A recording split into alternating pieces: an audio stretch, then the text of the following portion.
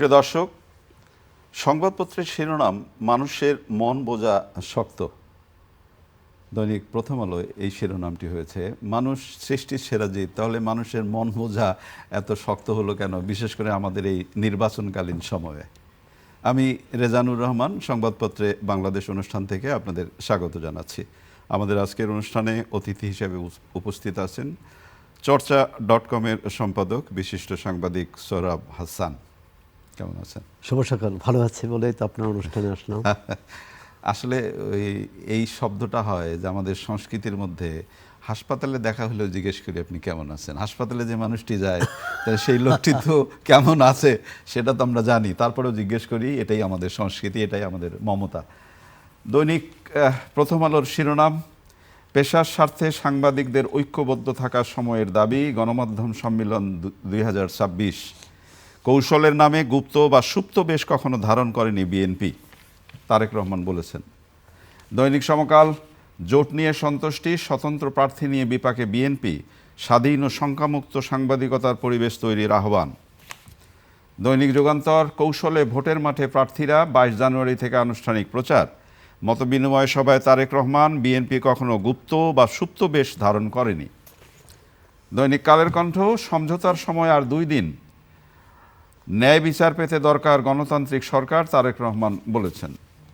দৈনিক ইত্তেফাক, বিভেদ নয়, দায়িত্বশীল সাংবাদিকতার পক্ষে ঐক্যবদ্ধ থাকা জরুরি, কৌশলের নামে গুপ্ত বা সুপ্ত বেশ ধারণ করেনি বিএনপি, তারেক রহমান বলেছেন। বাংলাদেশ প্রতিদিন, ভোটের জোটে আরও চমক, আইসিইউতে শিক্ষা, বাঁচাবে কে? ইরানে ট্রাম্পের জয়ের কোনো সহজ পথ নেই। আমার দেশ, ঝুঁকিপূর্ণ সারা দেশের ৬,৭৪৮ ভোট কেন্দ্র। খবরের কাগজ, কাঁদালেন গুমের শিকারদের স্বজনরা। কম আমদানির অনুমতির কারণে এলপিজি সংকট। আজকের পত্রিকার শিরোনাম, দলগুলোর কাঠগড়ায় এসি, সাংবাদিকতার স্বাধীনতা ও নিরাপত্তায় ঐক্যের ডাক। আমাদের সময় শিরোনাম, জামায়াত জোট থেকে ইসলামী আন্দোলনের সরে যাওয়া, কার লাভ কার ক্ষতি। দৈনিক সময়ের আলো, ধাক্কা খেয়ে প্রচার কৌশলে পরিবর্তন জামায়াতের, গুমের বেদনা গড়ালো অশ্রুতে। দৈনিক সংগ্রাম, ফুলেল শুভেচ্ছায় সিক্ত দৈনিক সংগ্রাম, পথ চলার 51 বছর। দৈনিক রূপালী বাংলাদেশ, দুবাই কনসুলেটে পাসপোর্ট কাণ্ড, কৌশলের নামে গুপ্ত বেশ ধারণ করেনি বিএনপি। ইনকেলাব, গুপ্ত রাজনীতি করে না বিএনপি, বাবা ডাকার সুযোগই পায়নি সাফা। দৈনিক করতোয়া, কৌশলের নামে গুপ্ত বা সুপ্ত বেশ ধারণ করেনি বিএনপি, মত প্রকাশের স্বাধীনতার পক্ষে গণমাধ্যমের সম্মিলন। গণমাধ্যমের সম্মিলন দিয়েই আলোচনাটা শুরু করি।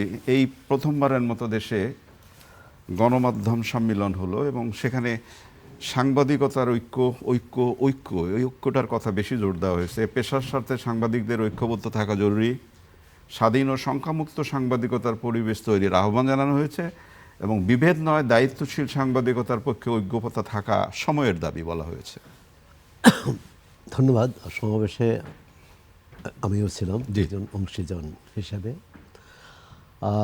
এটি খুবই ভালো উদ্যোগ বলবো, যে সারা দেশের, শুধু ঢাকা শহরের নয়, সারা দেশ থেকে সাংবাদিক এবং সম্পাদক প্রতিনিধিরা এসেছিলেন।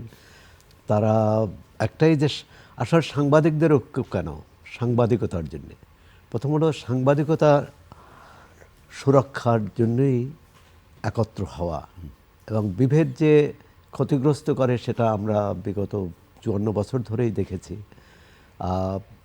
বিশেষ করে এরশাদ জামানায় সাংবাদিকরা কিন্তু ঐক্যবদ্ধ ছিল।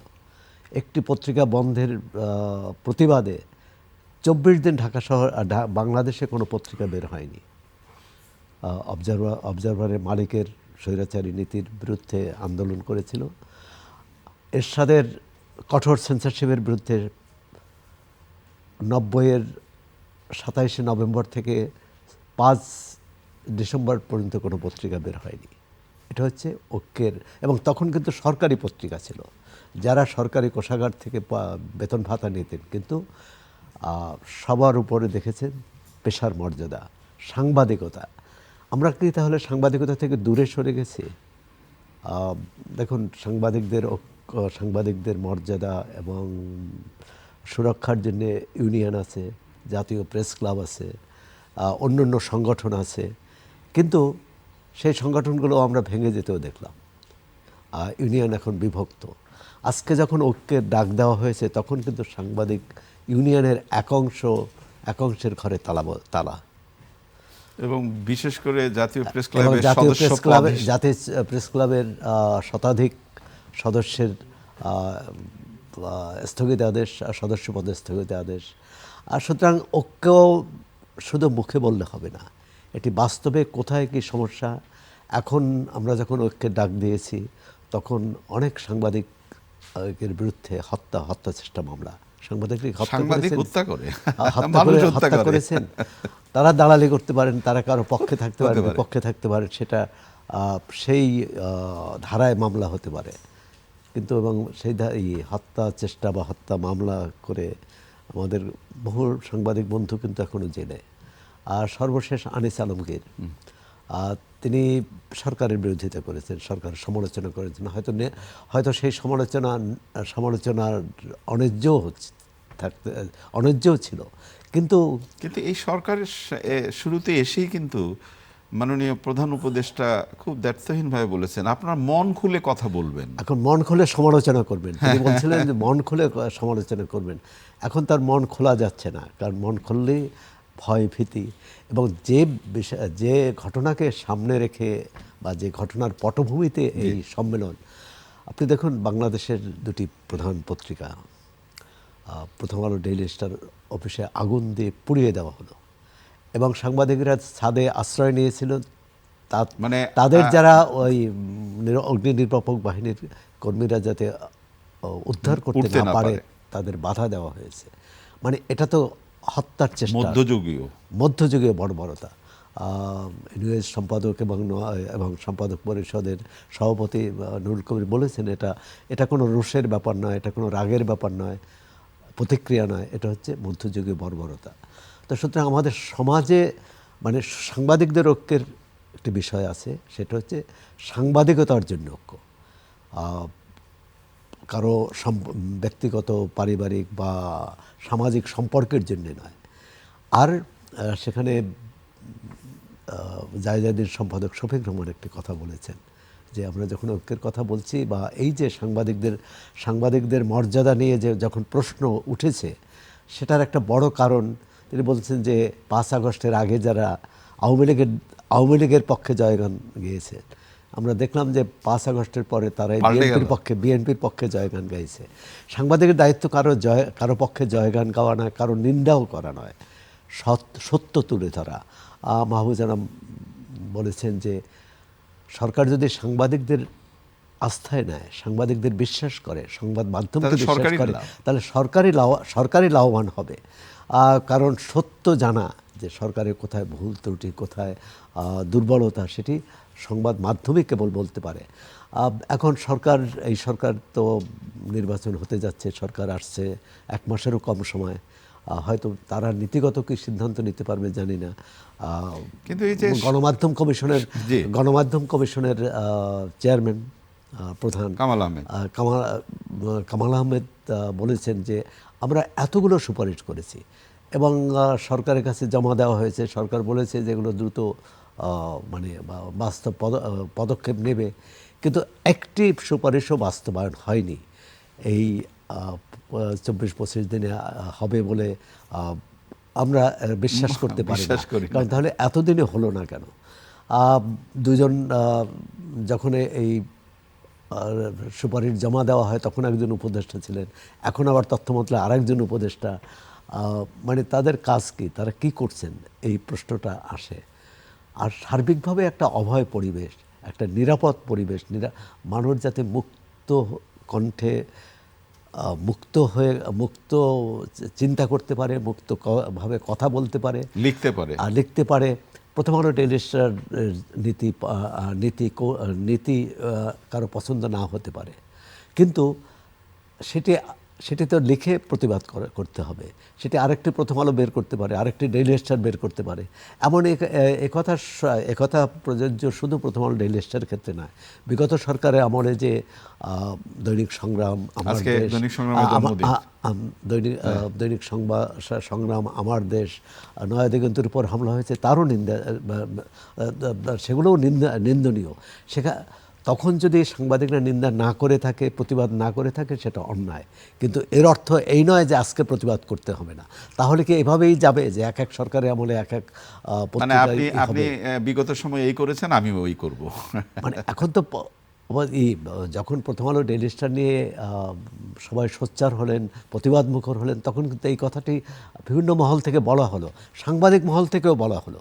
মানে এটি খুবই দুর্ভাগ্যজনক যে অন্যায় হয়েছে সেটা অবশ্যই বলতে পারে, কিন্তু আজকে কেন এই প্রতিবাদ হবে না। প্রতিবাদ হবে না? এবং প্রতিবাদটা কিসের জন্য? সাংবাদিকতার সুরক্ষার জন্য। সাংবাদিকতা আজকে প্রথম আলো ডেইলি স্টার আক্রান্ত হওয়ার অর্থ না যে এই দুটি প্রতিষ্ঠানই আক্রান্ত হয়েছে। এর মধ্য দিয়ে অন্যদেরও ভয় দেখিয়ে দেওয়া। তা আমরা তো ভয়ের এই সংস্কৃতি থেকে আলোচনাগুলো তো উঠেছে। ভয়ের সংস্কৃতি থেকে অভয়ের সংস্কৃতিতে আসতে চেয়েছিলাম। আর সাংবাদিকদেরও, পেশাদার সাংবাদিকদেরও এটি দেখার বিষয়। তাদের সবার উপরে কিন্তু সাংবাদিকতাকেই স্থান দিতে হবে, কোনো দলের, কোনো সরকারের পক্ষে বা বিপক্ষে নয়। বিশেষ করে গতকাল অনুষ্ঠানে মাঠ পর্যায়ের, বিশেষ করে বিভিন্ন জায়গা থেকে যারা সাংবাদিক ইউনিয়নের নেতারা এসছেন, তারাও নিজেদের অনেক কথা, কষ্টের কথা, সাংবাদিকতার কথা বলেছেন। আমার মনে হয় এই বিষয়গুলো আলোচনা হবে পরবর্তীতে।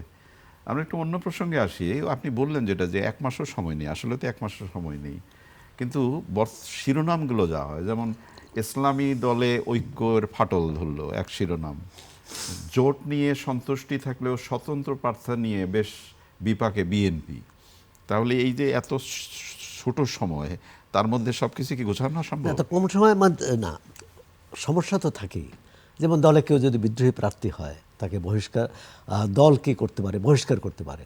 দল তো যে তাকে জোর করে বসিয়ে দিতে পারে না। কারণ তিনি বলবেন যে আমি স্বাধীন নাগরিক, আমি তো দলে নাই এখন, যখন বহিষ্কার করা হয়েছে। এখন এই ধরনের বিদ্রোহী প্রার্থী যত কম হয় তত দলের সুবিধা। কারণ ধরুন দল একজনকে মনোনয়ন দিল, অথবা দল অন্য কোনো দলের প্রার্থীকে সমর্থন করলো, তার বিরুদ্ধে আরেকজন দাঁড়ানো হচ্ছে, তার ভোট ভাগ হয়ে যাবে, প্রতিপক্ষের সুবিধা হবে। আর এটি আপনি যে ইসলামী আন্দোলন এবং জামাতের জোট থেকে ইসলামী আন্দোলন বেরিয়ে যাওয়ার কথা বলেছেন। প্রথম ছিল যে 8টি দল ছিল, যে তারা ইসলামপন্থী দল, তারা ইসলামী সমর্থকদের ইসলাম সমর্থকদের ভোট এক বাক্সে আনার কথা বলা হয়েছিল। পরবর্তীকালে নতুন তিনটি দল নেওয়া হয়, এনসিপি, এলডিপি এবং এবি পার্টি। তারা ঠিক ওই অর্থে ইসলামী দল নয়, বা কোনো অর্থেই ইসলামী দল নয়। তারা সেকুলার রাজনীতি করে, গণতান্ত্রিক রাজনীতি করে। সুতরাং এটা নিয়েও কিন্তু ওই জোটের মধ্যে জোটের মধ্যে বিতর্ক আছে।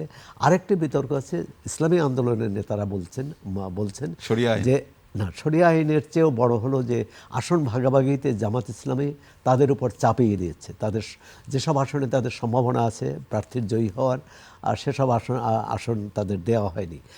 একটা হচ্ছে আসন, আর দ্বিতীয় হচ্ছে যে রাজনৈতিক পথের বিষয়। জামাত ইসলামী যে ধ্যান ধারণায় বিশ্বাস করে, ইসলামী আন্দোলন সেটি করেনি। ইসলামী আন্দোলনের প্রধান একজন পীর, এবং তারা মনে করে পীর আউলিয়াদের মাধ্যমেই এদেশে ইসলামের প্রচার হয়েছে। কিন্তু জামাত তো সেটা বিশ্বাস করে না, তারা পীরবাদের বিরুদ্ধে। এবং তাদের বিরোধিতাটা এমন পর্যায়ে যে বিভিন্ন জায়গায় যে হামলা হয়েছে, দরগায়, পীরের আস্তানায়, আর তার বিরুদ্ধে তারা সোচ্চার কোনো ভূমিকা রাখেনি। সুতরাং এই দুই দলের নীতি পথ আলাদা হয়ে গেল, দুজনের দুটি পথ। এখন যেটি ভোটের হিসাব নিকেশ বলছেন, অবশ্যই জোটবদ্ধ হলে যে ভোট তারা পেতেন, এখন এই ভোট ভাগ হয়ে যাবে। তাদের যে প্রতিপক্ষ, যদি ভাবা হয় যে বিএনপি তাদের প্রতিপক্ষ দুই দলেরই, সেক্ষেত্রে বিএনপি লাভবান হবে স্বাভাবিকভাবে। বিএনপি লাভবান হবে আপনি বলছিলেন। গতকাল খুনের শিকার হওয়া ব্যক্তি এবং পরিবার বর্গদের সাথে মত বিনিময় করেছেন তারেক রহমান, এবং তিনি খুব গুরুত্বপূর্ণ একটা কথা বলেছেন যে কৌশলের নামে গুপ্ত বা সুপ্ত বেশ কখনো ধারণ করেনি বিএনপি। এটি তো এই এটা কি রাজনীতির অংশ? 24শে জুলাইয়ের অভ্যুত্থানের পরেই এই বিষয়টি বেশ আতর্কিত, বেশ আলোচিত এই কারণে বিশেষ করে ইসলামী ছাত্র শিবিরের অনেক নেতাকর্মী ছাত্রলীগের হয়ে তারা কাজ করেছে এবং তারা একটা হতে পারে আত্মরক্ষার জন্য, দ্বিতীয় হতে পারে তারা কৌশল হিসেবে এটা নিয়েছে যে ভবিষ্যতের জন্য ওই দলের। এবং যখন আন্দোলন জোরদার হলো তখন ছাত্রলীগেরও কিন্তু বেশ কিছু নেতাকর্মী কিন্তু এই সরকারের তৎকালীন সরকারের আচরণ পছন্দ করেনি এবং তারা বেরিয়ে এসেছে এবং তারা আন্দোলনে সমর্থনও করেছে। এখন গুপ্ত সুপ্ত বিষয়টি, একসময় গুপ্ত রাজনীতি করতেন কারা? বাংলাদেশে বামপন্থীরা, যারা কমিউনিস্ট পার্টি বা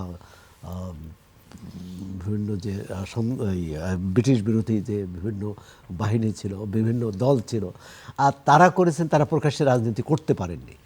এখানেও হয়তো এটাই বলা হয়েছে যে প্রকাশ্যে রাজনীতি, যেমন ছাত্রদল আওয়ামী লীগের 15 বছরে ক্যাম্পাসে যেতে পারেনি। এখন তারা ক্যাম্পাসে না যেয়ে ক্যাম্পাসের বাইরে থেকে জেল জুলুমের শিকার করেছে। আর শিবির সেখানে একটা কৌশল নিয়েছে, সেই কৌশল সম্পর্কেই বিএনপি চেয়ারপারসন ইঙ্গিত করেছে। কারণ এই রাজনৈতিক বিতর্ক অনেক দিন ধরেই চলেছিল। তারেক রহমানের কণ্ঠে এই কথাটি কিন্তু নতুনভাবে আসলো। আর সুতরাং এটাও আগামী ভোটের দিকে তাকিয়ে এই কথাটা বলা। মানুষের মন বোঝা শক্ত, একেবারে ছোট্ট করে। মানুষের একসময় তো বলা হতো নারীর মন বোঝা শক্ত, এখন নারী তো অবশ্যই মানুষ এবং নারী পুরুষ সবারই। আর যেমন আমি কি চিন্তা করি এটা তো আপনি সবটা জানবেন না, আপনি কি চিন্তা করেন আমিও জানবো না। এটা হচ্ছে সামাজিক বাস্তবতা, এটা মানবিক মানুষের যে চরিত্রের ভিতরেই এটা আছে যে তার চিন্তা ভাবনা যখন প্রকাশ করবে তখনই জানে। তো মানুষের মন বোঝা শক্ত, আবার সেই মন বোঝার জন্যই কিন্তু এত চেষ্টা। অনেক অনেক ধন্যবাদ আপনাকে। প্রিয় দর্শক, নিশ্চয়ই আমাদের আলোচনাগুলো শুনলেন, ভালো থাকবেন। আগামীকাল নিশ্চয়ই আবারও কথা হবে। খোদা হাফেজ।